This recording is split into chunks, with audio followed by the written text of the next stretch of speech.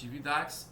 Bom, como a gente já houve, né, nos encontros, a discussão pontual da temática do direito administrativo, nós exploramos aí uma série de aspectos, né, ligados à aplicação das normas do direito, a norma de licitações e contratos, vimos a aplicabilidade da Lei 14.133 de 2021, fizemos a diferenciação entre a aplicação da 13.303 de 2016 com a 14.133, verificamos especificamente a questão do sistema S, até quando o sistema S se aplica a 14.133, verificou-se também de forma correlata situações em que a aplicação da 14.133 é de forma subsidiária. Então a gente fez uma série de correlações e copertinências da disciplina.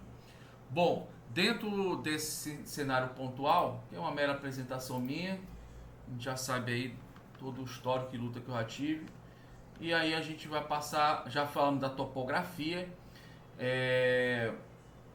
verificamos no estudo da topografia da Lei de Licitações que ela é uma norma didática, traz inclusive um artigo 6º com uma série de definições, uma série, portanto, de exposições.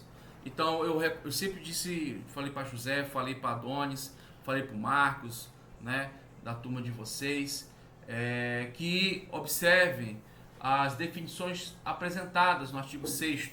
Né, as definições elas são cruciais para a gente trazer uma compreensão da sistemática da matéria. Está lá nas disposições preliminares.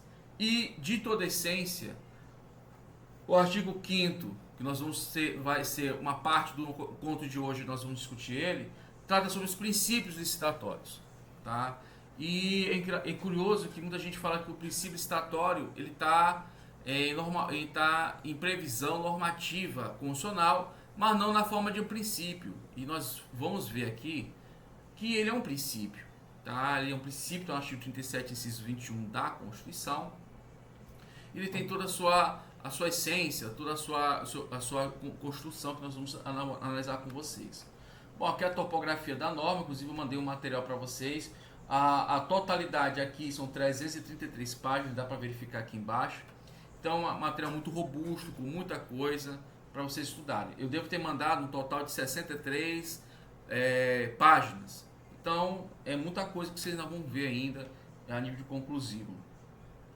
A parte de competência legislativa em matéria de licitações e contratos, vocês verificaram pontualmente que é competência, portanto, da União, né, no contexto da competência privativa, editar normas gerais em matéria de licitações e contratos, seja para os entes federativos em gerais, com base nos seus órgãos, eles forem, portanto, ter o desiderato de licitar. Estive essa semana agora, fui agraciado pela Secretaria de Turismo do Maranhão, da área de São Luís, na Prefeitura de Exercício, para ser o instrutor do pessoal da CETUR, né? E fui designado como professor da Escola de Governo. E aí já estou com uma outra demanda para tratar também de direito administrativo. Fiz aí logicamente tirei foto, tudo para divulgar nosso trabalho, nossa luta. E o pessoal gostou, e fui convidado para fazer mais um aperfeiçoamento com eles, ainda quanto à questão das licitações e contratos. Então, pessoal, é uma questão muito interessante. E dentro da parte de competência, nós temos também que, se for para as empresas estatais licitarem, eu fiz até um desenho aqui, na época, estava aí 5 alunos, né? Estava o Marcos, estava o Diogo, até a Regiane estava presente, estava o José, estava o Adonis, né? 6 pessoas comigo, né? Então nós fizemos aí essa apresentação dessa parte em especial. E aí tinha a questão da 14.133, que ela é uma norma geral para as autarquias, fundações públicas, órgãos, componentes da administração pública direta, e para as empresas estatais, como Petrobras, Banco do Brasil, né? A licitação é dada pela 13.303 de 2016. Lembrando pontualmente que a Petrobras ela tinha um regime específico, simplificado de licitação, que foi revogada pela 14.133. Tá? Tem uma questão da Bahia, que fez esse tipo de colocação para técnico judiciário. E aí a gente fez a colocação, só que à luz da 8666, tá? Pelo amor de Deus. À luz da 8666. não pela 14133, tá? E a questão pontual de qual norma se enquadraria para licitar e tal, papá. E a gente verificou à luz da 8666, não da 14133, deixando bem claro isso, mas ela repete a mesma ideia, a mesma conjectura. E aqui, dentro desse sentido da competência legislativa por parte da União, que é privativa acerca de licitações e contrato, artigo 22, 22 é competência privativa, 24 competência concorrente. Então nós temos que a 14133, conforme está aqui o quadro, ela indica, portanto, que as licitações e contratos administrativos, eles apresentam as modalidades de licitações. E nós temos aqui o pregão, que já era previsto antes da 14133, mas não em razão da 866, em razão da 8666-93, não havia previsão do pregão. Havia a concorrência, tomada de preço, convite, concurso e leilão. A tomada de preço e o convite foram execrados da sistemática, elas não estão mais previstas na normatividade. Surge em 2021, mais especificamente em 1º de abril de 2021, o diálogo competitivo, tá? Como modalidade de licitação, e como modalidade de licitação envolve o sentido de procedimento. Então, quais são os procedimentos de licitação hoje no Brasil? Isso aqui foi um encontro inteiro, que aí eu falei de pregão, falei de concorrência, né? Tu estava presente, né, José? Acompanhando desde o início, né? Nossas aulas. José não teve uma aula que ele faltou, todas aí, né? Uma que estava Imperatriz, voltou, sempre muito ativo. Então, pregão, concorrência, concurso, leilão, diálogo competitivo, nós aí falamos, mas não nos aprofundamos, deixando bem claro, nós vamos analisar cada caso, sua pormenorização. Muito bem, regime jurídico de transição. Foi analisado pontualmente que os contratos celebrados ao tempo da 8666-93 preservação a regência pela 8666-93. Os contratos celebrados entre 1º de abril a 30 de dezembro de 2023, que for pela égide da 8666-93, será pela égide pela 8666-93. E os contratos celebrados entre 1º de abril até 30 de dezembro de 2023, pela Lei 14133 de 2023, serão obedientes a 14133. Por quê? Porque não vai poder haver uma combinação, uma mescla entre a 866 e a 14133. Isso não existe para o regime de transição. Então, se tiver uma licitação regida pela 14133 de 1º de abril a 30 de dezembro, essa licitação será objeto, evidentemente, dessa regência. Mas se a licitação entre 1º de abril de 2021 a 30 de dezembro de 2023 for pela 8666, até porque a lei autoriza, deu um prazo aí de 3 anos para o pessoal se adaptar. For pela 8666, não tem problema. Então, se você estiver executando o contrato com base na 866, vai ser dado. Professor, e foi pergunta inclusive do Adonis, né? Em ocasião. E se tiver especificamente uma tomada de preço, algo nesse sentido? E como é que fica? Porque a tomada de preço ela não existe mais pela 14133. Bom, como a tomada de preço ela é prevista pela 8666 de 93, vai se preservar a 866693. Portanto, pode estar em 2024, 2025, executando um contrato com base numa licitação fundada numa tomada de preço. Não tem problema algum. Ok? Bom, dando seguimento, eu coloquei aqui esse material para vocês, já está lá no WhatsApp de vocês, essas informações correlatas. Coloquei aqui a questão do regime de transição, enfim. Então, só recapitulando bem aqui, ó, eu não marquei, tá? Mas só destacando. Após a transição de 1º de abril de 2024, somente a 14133, tá, José? Não sei se tu já chegou a perguntar isso, mas está aqui isso. Então, no período de transição, eu poderia ter o que, pessoal? Como vocês podem perceber, as regras da 8666-93, tranquilamente. A da 10.520 do pregão, mesmo sendo regido especificamente, e do RDC, que é o regime diferenciado de contratação, tá? O RDC. Eu não coloquei para os para não ficar muita informação. Então, nesse período de transição, os três modelos poderiam perfeitamente conviver de forma adequada. Hoje não, só é a 14133 para as licitações que vão envolver autarquias, fundações e órgãos da administração pública direta. Professor, e entidades, que são aquelas situações que há uma personalidade jurídica própria, componente, portanto, dessa entidade, da administração pública indireta. Bom, se for empresas estatais, tu já sabe que vai ser especificamente pela 13.303 de 2016, tá ok? Fique tranquilo quanto a isso. E aqui mais explicações. Um ponto interessante. Vira e mexe tem questões a nível técnico, analista, que traz umas coisas interessantes, umas pérolas. Qual foi a parte da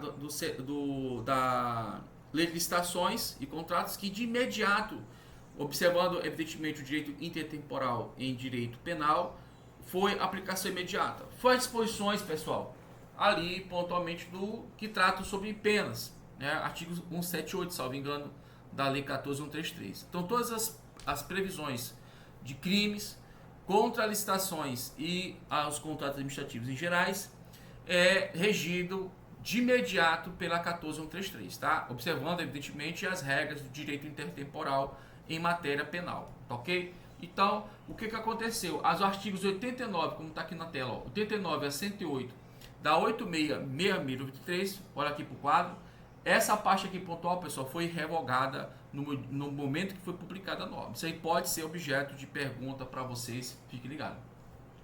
E as demais disposições, pessoal, como ficou bem claro aqui na informação, a partir de 30 de dezembro de 2023. Tá? Laiane, pega isso legal, porque licitações de contratos, a gente já teve experiência juntamente com ato administrativo, ligado com o regime jurídico dos servidores públicos, a questão do estatutário, probidade administrativa, são questões muito cobradas. Bom, parte agora, pessoal, falando de servidores, a questão da condução da licitação. Nós estudamos isso no encontro passado, mas vamos só fazer aqui um apanhado de informações aqui, prestigiando a Laiane. E como poderia prestigiar também o A2 está entrando aí, tá? Bota aí, gente. Alguém pode colocar ele? Já colocaram. E aqui a solicitação, quem permitir, acho que já. Já foi. Já deu certo, professor. Obrigado. Bom Ó, dia a tá todos. vendo? Te segurei o máximo e ao mesmo tempo deu problema aqui na minha tela do computador, cara. O cabo HDMI não tava mais como é que é? Compatibilizando as telas. Não tava de jeito nenhum. Não tava. E aí eu falei, eita, cara. Eu que hackeei o tela na faculdade, Tu por isso. hackeou, né? Eu tô com morrendo de Foi. vergonha de Laiane e aqui do José. É. Muito bem. Dando seguimento aos trabalhos, pessoal. Então essa parte aqui é interessante para o José Laiane, que é o que trata, pessoal, especificamente de uma das temáticas que podem ser objeto de cobrança, né, para fins de exame de ordem, vindouramente. Isso aqui eu acho que não, vai ser cobrado. Isso aqui, porque isso aqui é novo, cara. Tudo que é novo vai ser cobrado, tá? Eu não cheguei a me aprofundar tamanhamente na aula passada, não, José. Eu não cheguei a me aprofundar, José tá direto, cara, comigo. Até no sábado de carnaval o José tava. Aliás, sábado de carnaval a gente teve que cancelar, pedido de 3 alunos, né? Aí depois o José mandou a mensagem, depois até mandei um print pra Laiane. 2 prints no caso, e um pro Marcos. Então, pessoal, vamos então, logicamente, revisar, mas também aprofundar, posto que isso aqui é um conteúdo novo, né? Conteúdo novíssimo. Muito bem, então, a condução da licitação, pessoal, ela é dada por agentes com atribuições especiais. Então, quem vai trazer essas atribuições especiais é aqui no quadro a Lei 14.133. Então, a gente não vai precisar mais, como anteriormente, ter que se debruçar na 8.112, ter que se debruçar em outros normativos ou regulamentos para entender a dinâmica desse grupo de profissionais. Agora, tem coisa nova, né, que é inspirada, inclusive, na questão da equipe de apoio lá do pregão. Nós temos aqui comissão de contratação e a banca. Tá? Então, nós temos coisas novas. Então, aqui, diferente bem dos outros assuntos, pessoal, e exceto o regime de transição, mas acho que o regime de transição acho que não vai cair. Pode cair a parte penal, né?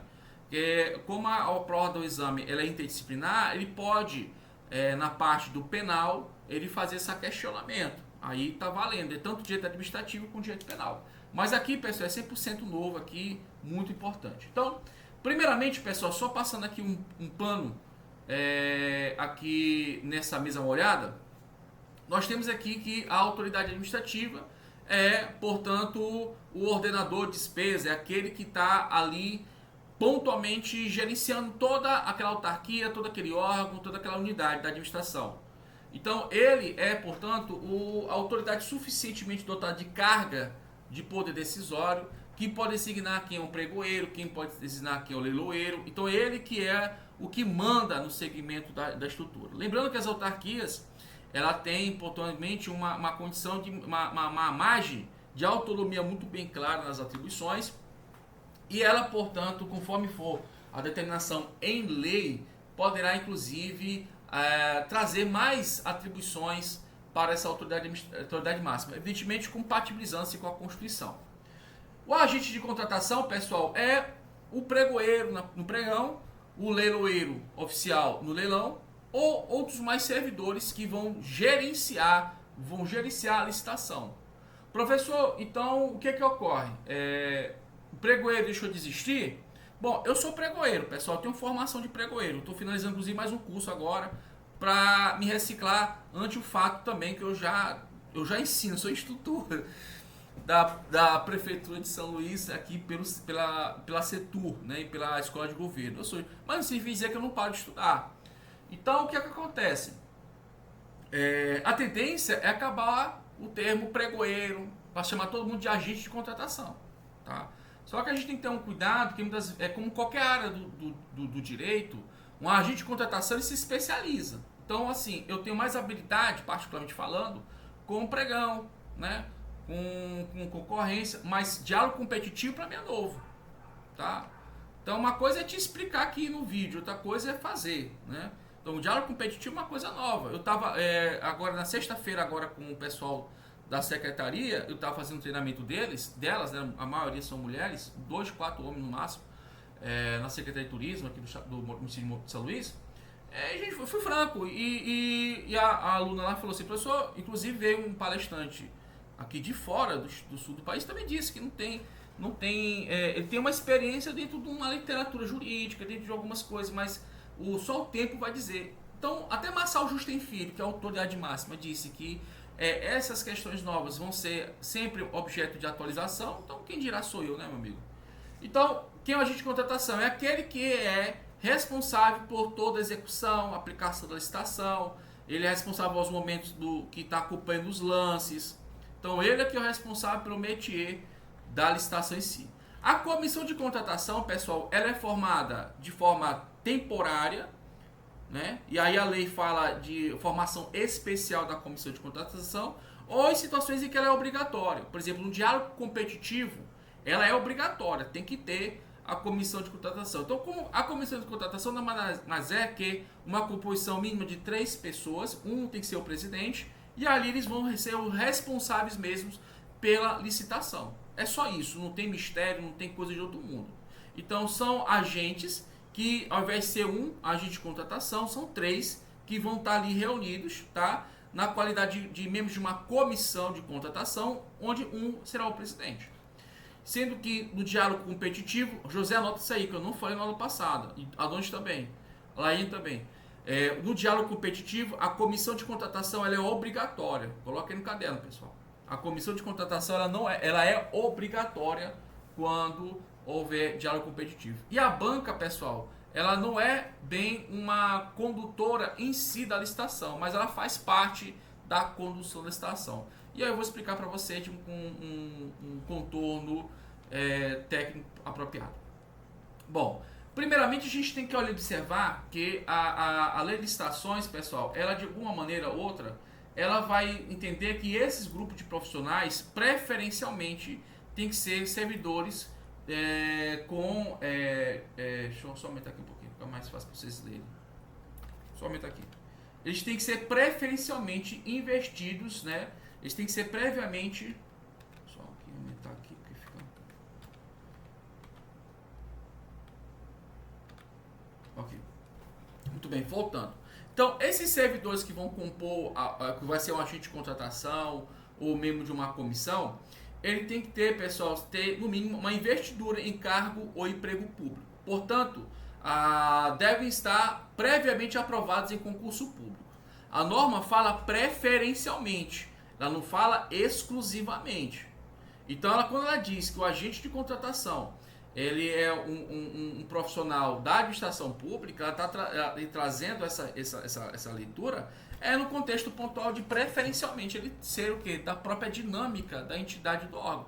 E tem lógica isso, porque é uma pessoa que prestou um concurso público, fez uma capacitação desde o início na unidade, tem conhecimento para poder respirar o ambiente da atividade daquela unidade, portanto tem lógica ele ser isso.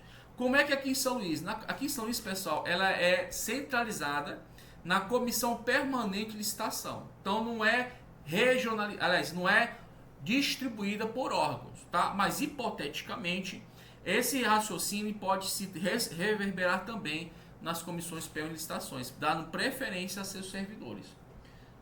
Eu acredito que dentro dessa lógica pontual, a preocupação do legislador é que haja efetividade dos processos. Efetividade.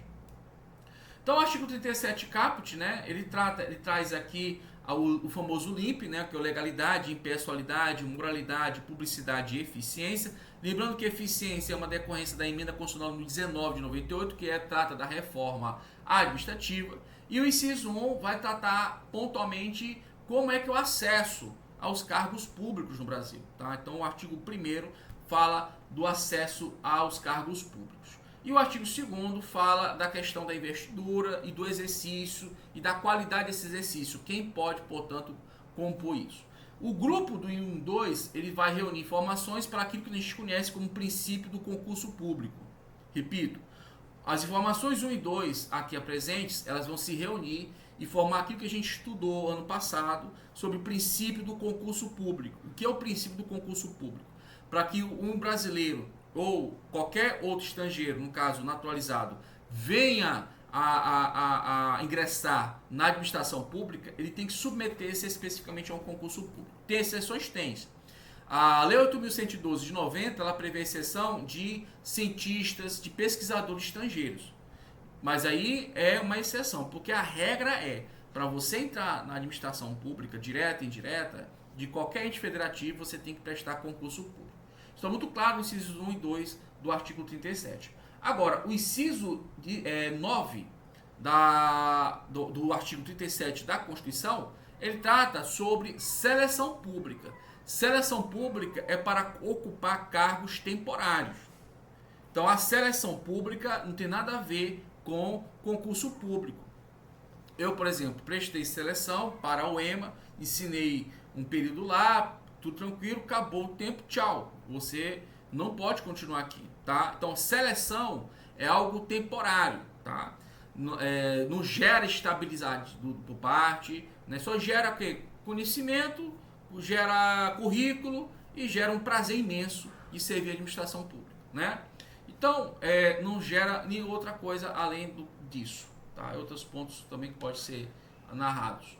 Mas, de toda essência, o inciso 1 e 2 vai tratar do princípio do concurso público. De fato, o inciso 9 se conjuga com o inciso 1, porque o ocupante de cargo temporário, os que fez o seletivo, ele tem que ser brasileiro, mesmo que seja nato. Então, o que é um naturalizado? É o estrangeiro que, por vontade e preenchendo os requisitos constitucionais e legais, ele vai, portanto, exercer a qualidade de nacional brasileiro. Muito bem, então isso aqui é só um feedback, nós já estudamos ano passado, José vai estudar. Então, pessoal, quem é a autoridade máxima? Já começa por aqui. Ele preferencialmente, José, eu não quis dizer que não é obrigatoriamente ou exclusivamente, ou exclusivamente, preferencialmente não é obrigatoriamente e nem exclusivamente, tá?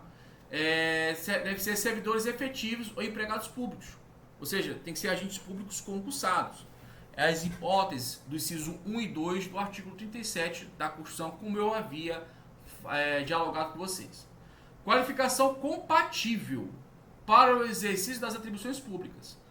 Qualificação compatível. Pessoal, qualificação compatível significa dizer que o cargo que ele ocupa não é um cargo político. Não é um cargo político.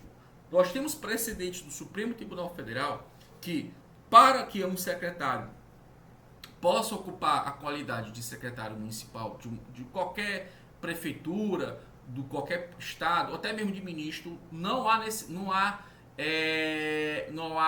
elemento disruptivo, não há, portanto, violação do sistema constitucional se ele for parente, né, em menos de terceiro grau. Que a súmula vinculante, pessoal, número 13, que trata sobre nepotismo, ela proíbe esse tipo de colocação, mas dentro da administração pública, para exercício de funções administrativas, não funções políticas.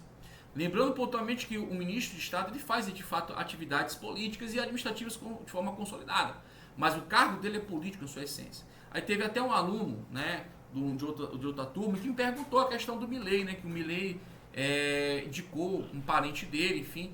A primeira coisa é a seguinte, Argentina, Brasil é Brasil, são países diferentes. Mas se a gente fosse colocar a realidade da Argentina no Brasil, vamos supor que o presidente em exercício indicasse um parente, como o Milei fez na Argentina, ele não estaria violando a norma de nepotismo, o que veda nepotismo. Por quê? Vamos observar aqui na súmula. A súmula é muito clara.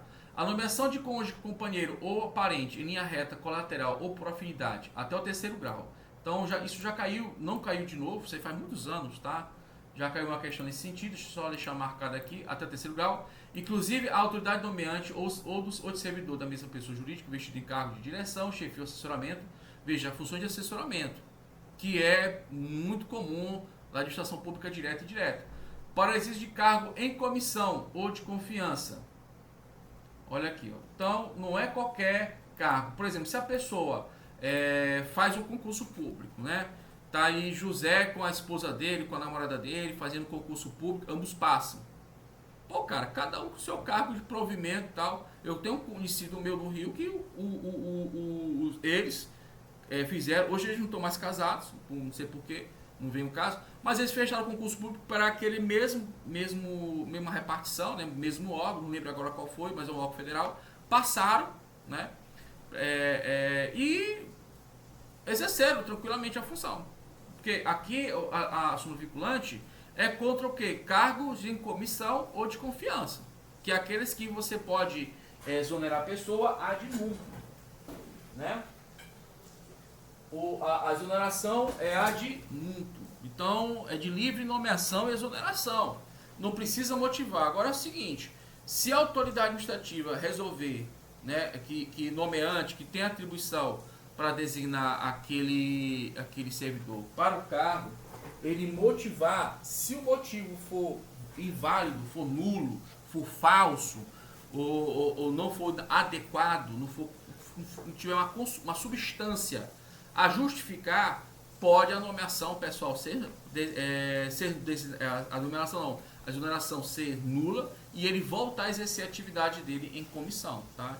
Lembrando também, pessoal, que no ano passado, nós estudamos, viu, José, você não estava,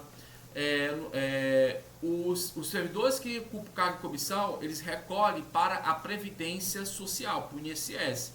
Enquanto que os que exercem função pública como concursados, né, cargos de provimento efetivo, concursado no cargo de provimento efetivo, ele recolhe, pessoal, para o regime próprio de Previdência Social, que é o RPPS. Tá? Então, o cargo em comissão, ele recolhe como se fosse empregado. Ele recolhe para o INSS. Mas o do RPPS, ele não recolhe, tá? Aliás, o de cargo de provimento efetivo, ele não recolhe para o INSS, ele recolhe para o RPPS, que é aquele do artigo 149 da Constituição. Então, vamos voltar aqui para o quadro.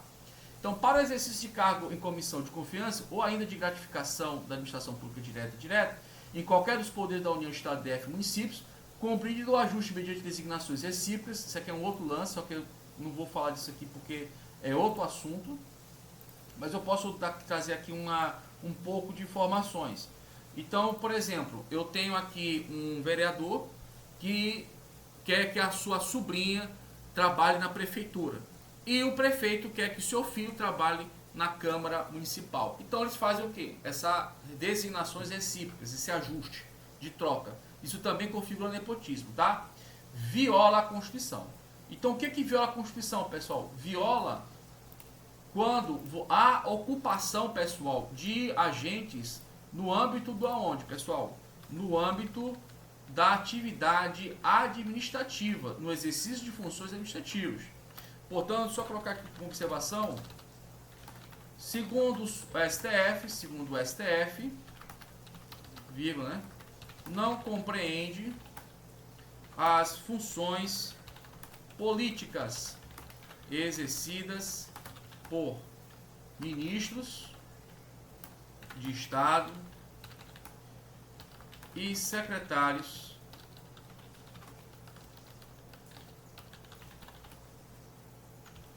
estados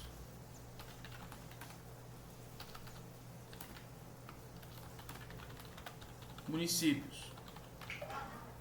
Então, a súmula é muito clara para isso. Foi até bom que a gente tá vendo um assunto que nós vamos ver lá pro mês lá de, eu não tenho que olhar aqui, mas provavelmente não é esse semestre ainda não. Muito bem. Pessoal, alguma dúvida? José, tá conseguindo captar? Tô. Tá claro, tá bem claro essa matéria aí. Claro. Tá. Isso aqui eu acho que tu já estudou com algum professor, né? Ou tá aprendendo? Tudo aí, mas ficou muito vago, muito tempo também. Ah, tá melhor agora então, né? Tá bom. Beleza. Laiane, tranquilo? Alguma dúvida? Tranquilo, professor. A aula está muito boa. Ah, obrigado. Está de fácil compreensão. Obrigado, senhora. Vindo da senhora, eu considero muito. Você é muito esforçada, muito inteligente. Recebo, como também, José. Tu é um cara. Aliás, nessas horas tem que elogiar todo mundo, né? José, Adonis. Adonis, tu fica muito calado aí. Tá entendendo? Sim, tá certo, tudo certo. Certo. Adonis é nosso contador, pessoal. Quem precisar de um contador aí, uma referência aí, é o Adonis, viu? Não sei, José, se tu precisar, pode confiar nele, cara. Pode confiar nele que. Não, tô todo enrolado precisando do mandador, mas Então ainda tu não fala com tenho ele. me organizado ainda não. Tu fala com ele aí, ele é teu colega de sala aí. Fala com ele porque ele vai te ajudar. O cara é fera, bicho. O cara é fera mesmo. Trabalha com um monte de prefeitura aí. E não é brincadeira não, é sério mesmo. Trabalha com prefeitura mesmo, direto. Bom, pessoal, vem cá comigo. Olha só, um outro ponto aqui interessante. Estou ajeitando aqui nosso slide. Sou muito perfeccionista, cara. Esse é um problema muito sério. Vamos lá. Não que fique perfeito, mas é o que eu tento melhorar. Então, aqui a autoridade máxima, ela tem qualificação compatível para o exercício das atribuições. Tá, professor, está muito vago. O que seria essas qualificações compatíveis que o senhor colocou aqui na tela? Pessoal, são cursos de capacitação autorizados ou escola de governo. Então, por exemplo, eu fiz a capacitação do pessoal da Centur no ano 2024, agora em fevereiro.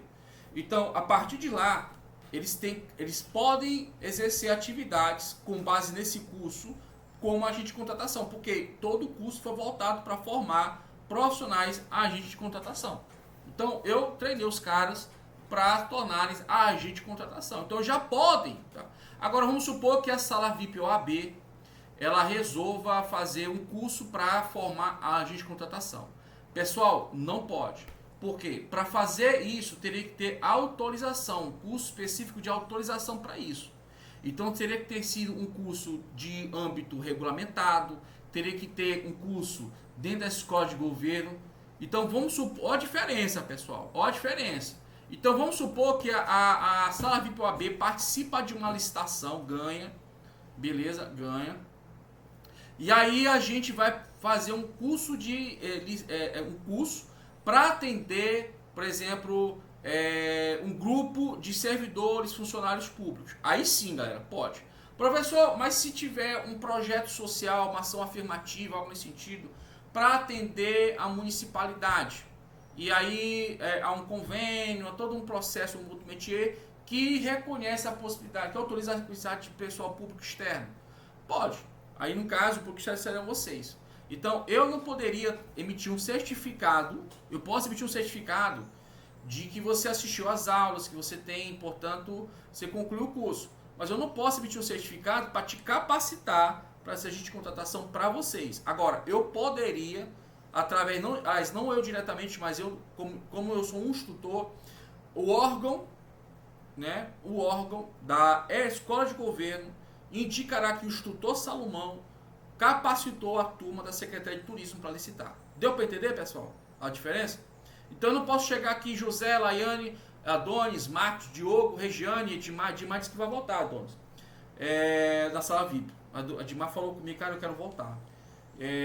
E aí, vamos montar aqui um negócio, aqui um curso, só licitações de contrato. Pessoal, vai ser só um curso, para dar atualização, mas não para te formar um agente de contratação ou te dar substância como para exercer a qualidade de autoridade máxima. Tá?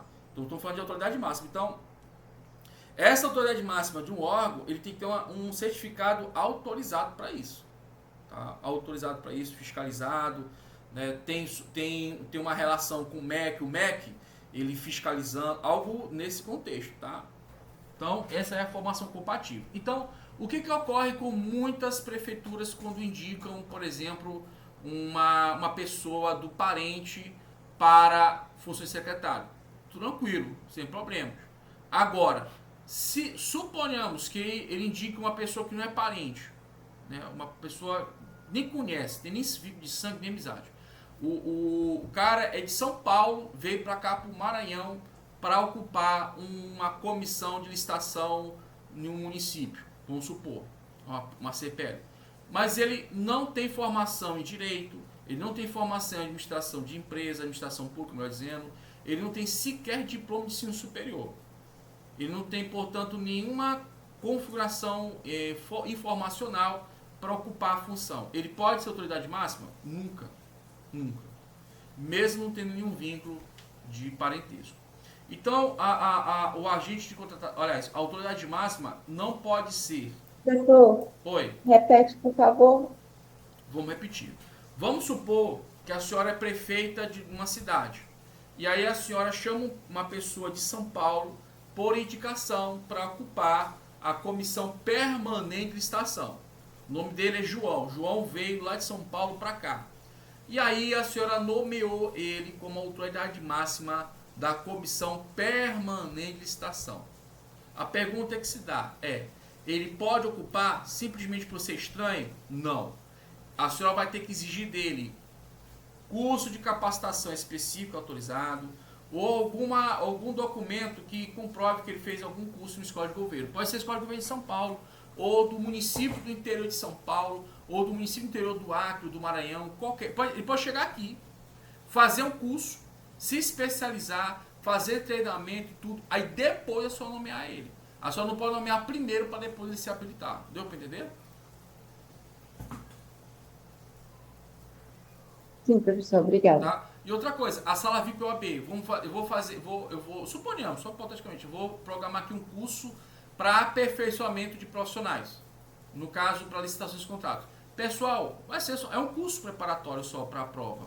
Né? E mesmo que eu dê uma aula essencialmente técnica, não tem validade alguma para ocupar essas posições, porque tem que ser específico, autorizado ou mediante aprovação de escola de governo.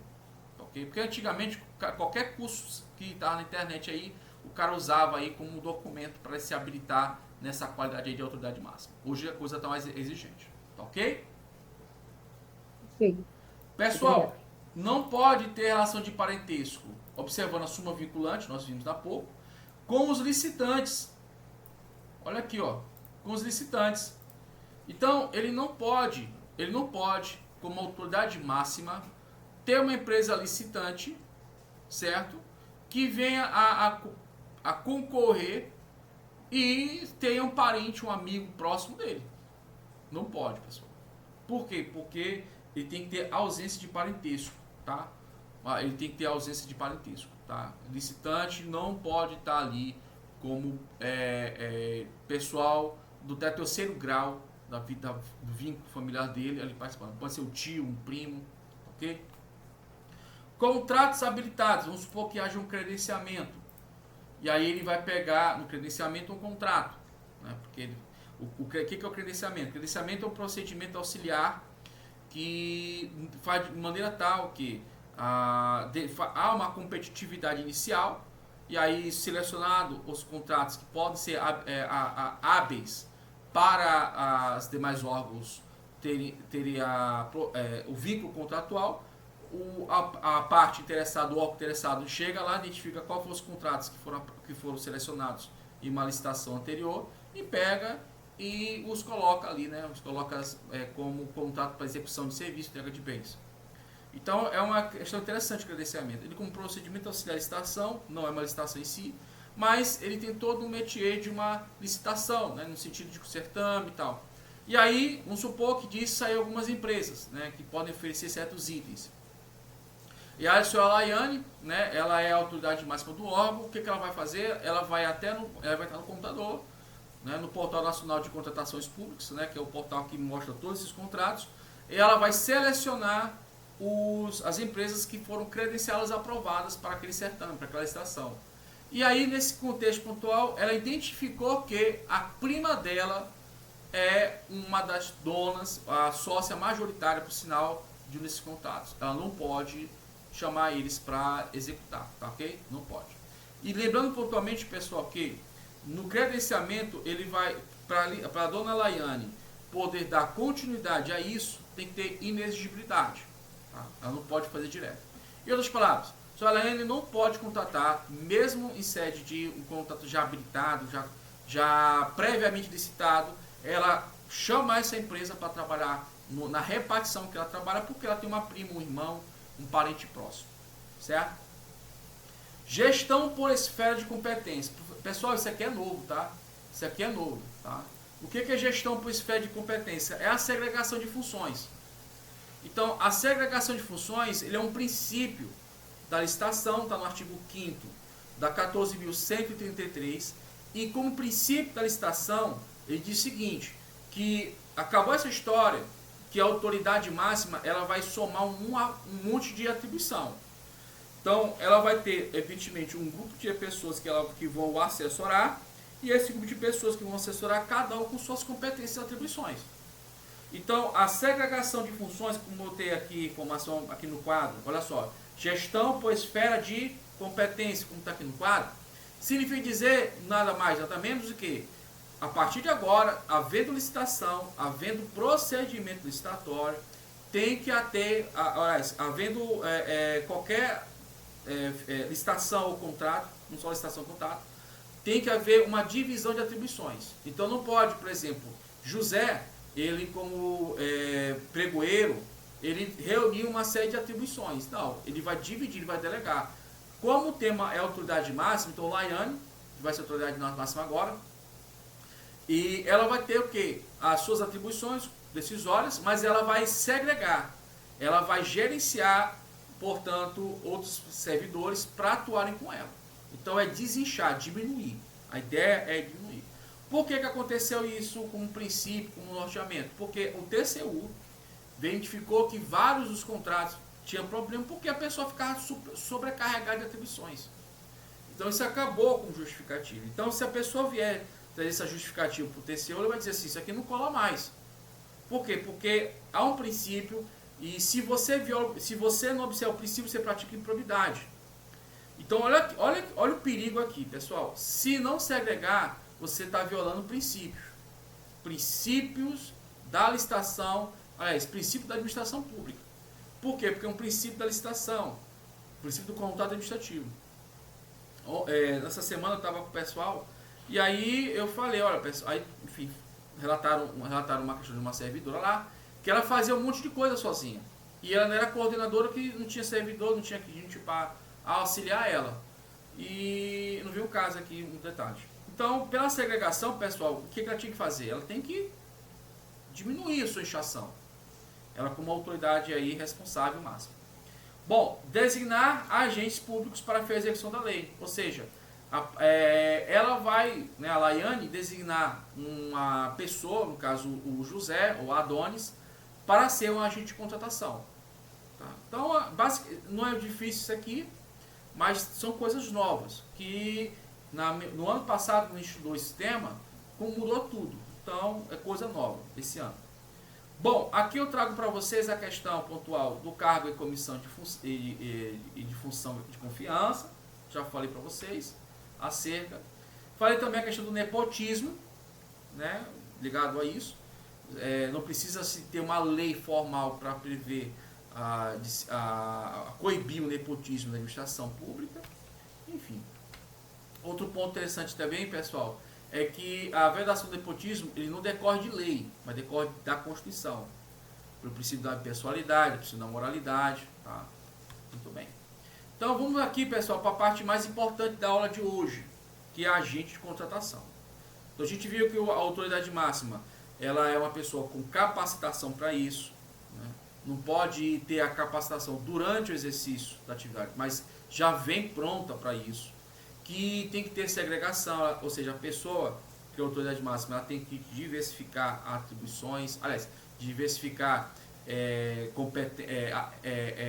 servidores para que exerçam com suas atribuições atividades, desinchando a pauta da autoridade máxima. Foi visto na informação anterior que aplica-se nesse caso a súmula vinculante número 13, que a autoridade máxima não pode ter nenhum vínculo com algum licitante, mesmo que seja um credenciamento, um processo auxiliar licitação. Não pode o contrato habilitado ele ter que com alguma vinculação, por mais que tenha passado por licitação, procedimento auxiliar licitação, que é o credenciamento, por mais que tenha passado, não pode ter nenhum vínculo. Tem que ser uma pessoa realmente estranha da relação dela. Bom, então o que a agente de contratação faz? No caso, eu como pregoeiro, só que eu não exerço. Ele é designado por quem? Pela autoridade competente. Então, Laiane me designou como pregoeiro. E aí, na repartição lá, no órgão lá, que Laiane é a líder, eu trabalho para o setor, sob a supervisão da senhora Laiane. Então, ela é a autoridade máxima ou competente. Porque pode acontecer o seguinte, que eu tenho uma estrutura administrativa, certo? E aí tenho fragmentações, onde bem aqui eu tenho uma autoridade competente para nomear. E evidentemente vai ser uma autoridade máxima, né, por via de consequência. Bom, o agente de contratação ele tem poder decisório, pessoal. Ele que julga as propostas, né? Ele que verifica se a licitação é viável ou não é viável. Então ele tem poder de decisão. Ele acompanha todo o processo de licitação, até porque é ele que vai presidir os principais atos, ele que vai operacionalizar a licitação. Então tem que acompanhar mesmo. Ele impulsiona oficialmente a licitação. Aqui é interessante observar que é o seguinte, é ele que, por exemplo, se houver alguma impugnação, um recurso, é ele que vai responder e vai dar seguimento ao impulso para que haja, portanto, o fenômeno da conclusão do processo. Tá? Ele pode se valer, pontualmente, de um assessoramento jurídico, isso nada o coíbe, e a técnico também. Isso é chamado de equipe de apoio pela lei. Então a lei pode ter um agente de contratação com sua equipe de apoio. É a mesma coisa que acontecia no pregão, não no sentido de hoje, no sentido de antes, que não falava de agente de contratação, falava de pregoeiro com sua equipe de apoio. A equipe de apoio, o agente de contratação pode ter. A questão é que, na comissão de contratação, pessoal, é a equipe, aliás, é a comissão que decide. Aqui é só a pessoa física natural que decide. A execução de atividades necessárias ao bom andamento da licitação até a homologação. Então, é ele que vai, portanto, conduzir a licitação com base no impulso oficial, com base na lei. Então, suponhamos que haja uma microempresa, uma empresa de pequeno porte, que faz pela licitação. Ela vai fazer, portanto, jus à Lei Complementar 123, que concede uma série de benefícios por ser microempresa e empresa de pequeno porte. A lei ela fala o seguinte, pessoal, a Lei Complementar 123. Ele não pode juntar um documento falso, fraudulento. Mas, se o documento apresentar restrições, ele pode juntar. Ele não pode deixar de participar. Então, vamos supor que o documento que informa a regularidade fiscal esteja vencido. Mesmo estando vencido, ele não vai deixar de participar. O que não pode é juntar um documento falso. Certo? Ele não pode, ele comete crime. Agora, qual é a situação? É que o agente de contratação, que no caso é o pregoeiro, ele vai observar isso. E aí, no momento em que tiver essa microempresa vencida a licitação, ela venceu a licitação, uma microempresa, venceu, o que vai acontecer? Ele vai abrir prazo de 5 dias para que essa empresa venha apresentar um documento atualizado. E pode essa empresa se valer da prorrogação por igual 5 dias. Tá? A lei fala a critério Tá? Esse a critério, pessoal, ele tem que ser interpretado com muita cautela. Por quê? Se aquela comissão de permanente licitação ou setorial de licitação ou o órgão que, aliás, ou o agente de contratação daquele órgão licita e ele tem, portanto, verificado que em casos concretos com submetido por essa empresa tem havido a prorrogação, ele tem que prorrogar. E mais, se tiver interesse público prorrogar, ele vai ter que prorrogar. Então, esse a critério que está na lei, tem que ter cuidado. Porque esse a critério, na verdade, é um poder-dever. Então, ele tem poder de prorrogar e tem o dever de fazer. É um poder-dever. Quem fala essa expressão é não nesse caso que estou fazendo análise, mas quem usa essa expressão é o jurista José dos Santos Carvalho Filho. Tá? Ele usa muito essa expressão, poder-dever. Muito bem, podendo ser auxiliado por equipe de apoio, como eu falei para vocês, por analistas, administradores, advogados, contadores. Então ele pode ter uma equipe lá de profissionais que fica ao redor do agente de contratação auxiliando. Tá, ok? Não havia essa previsão, pessoal, na época da 866693. Por isso que essa parte aqui é a mais importante da aula de agora, até o momento. É mais importante essa parte de condução da licitação. Porque a questão da aplicação da 14133, a questão da participação do grupo, das entidades do Sistema S, como SEX, SENAC, SEBRAE, isso aí tudo já tinha um entendimento do TCU antes da 14133, a época da 8666. Mas isso aqui, pessoal, é novo, é verde, saiu da impressora, tá? É muito novo. No pregão será conduzida pelo pregoeiro. No leilão, pelo leiloeiro, certo? Ou servidor designado, com a equipe de apoio. Tem autores que já dizem que não é mais para chamar pregoeiro. Tá? Diz que, vamos chamar pregoeiro. Eu acho besteira, tá? Porque você qualifica aquela coisa. Mas assim, eu entendo a questão, por quê? Porque o mesmo agente de contratação do pregão pode ser também pela concorrência. Por que isso? Vocês vão ver na 14133 que o procedimento de licitação para a concorrência e para o pregão é o mesmo, é um procedimento comum, é o mesmo procedimento. O que vai variar é alguns pontos, a começar com o objeto da licitação. Por quê? Por exemplo, por quê? No pregão é serviço, bens ou serviços comuns. Traduz isso aí. O que são bens ou serviços comuns? São bens e serviços que você pode encontrar facilmente no website, em ambiente de prateleiras, em ambiente de relações comerciais. Não são algo que exigem uma certa pesquisa mais aprofundada, mais específica. Sabe? E o que seria o da concorrência? Obras, bens ou serviços especiais ou especial. Então, existe uma heterogeneidade e uma complexidade. Não são algo que você facilmente pode identificar numa mera pesquisa no Google. Ou uma mera pesquisa nas ruas, na cidade. Muitas vezes são empresas que sequer existem naquele município. Ok? Isso vai gerar concorrência. Então, a diferenciação ficou com a questão da obra e também da complexidade.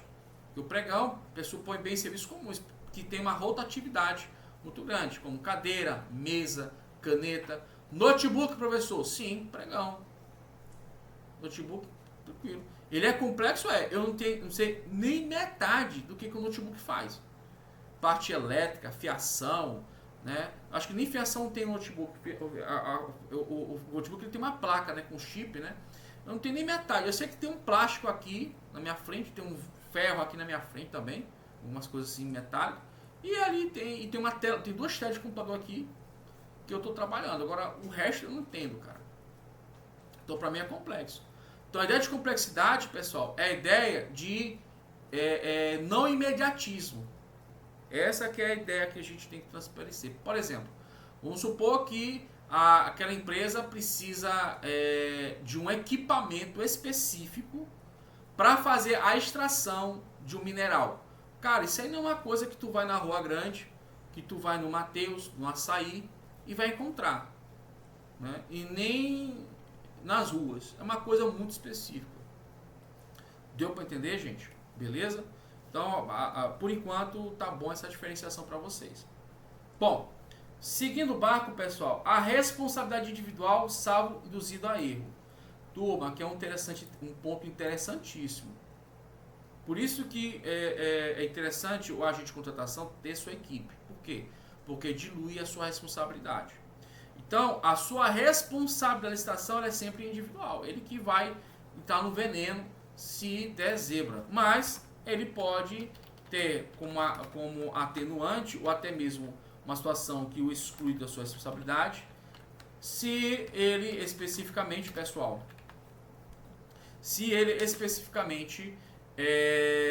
foi induzido a erro.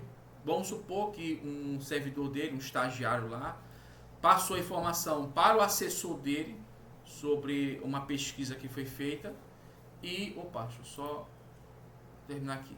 Já vou colocar a tomada. Já do intervalo. Já são mais de 10 horas, né? São 10h35. Então, vamos supor que o estagiário deu uma informação equivocada, errada, e nessa informação errada, equivocada, represtinou para o agente de contratação. Pô, então essa responsabilidade aqui, pessoal, vai ser diluída. Vai ser desde o estagiário até... Não estou aqui dizendo que ele não responde medida a sua proporção, mas ela pode ser diluída ou pode ser, inclusive, conforme o caso, aniquilada. Vamos supor que não seja o caso incomente, mas um estagiário com muita má intenção, né, sabendo que não pode o agente de contratação ter alguma vinculação com alguém da família do licitante ou do contrato, ele induz ali informações que leva aquela empresa para ganhar.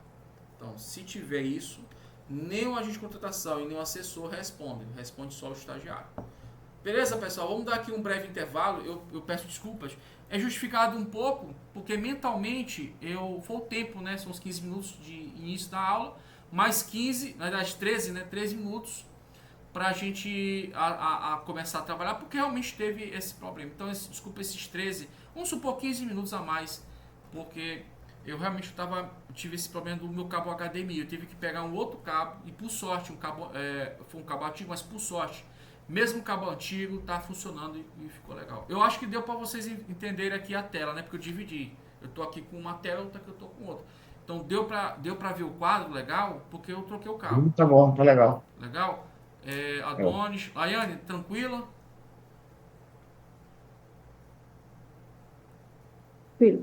Então, pessoal, aqui é mesmo certinho, tá? Não vou analisar muito não, vou estender muito não. Então 10 minutinhos mesmo, só o tempo de beber uma água, nem bebi água até agora.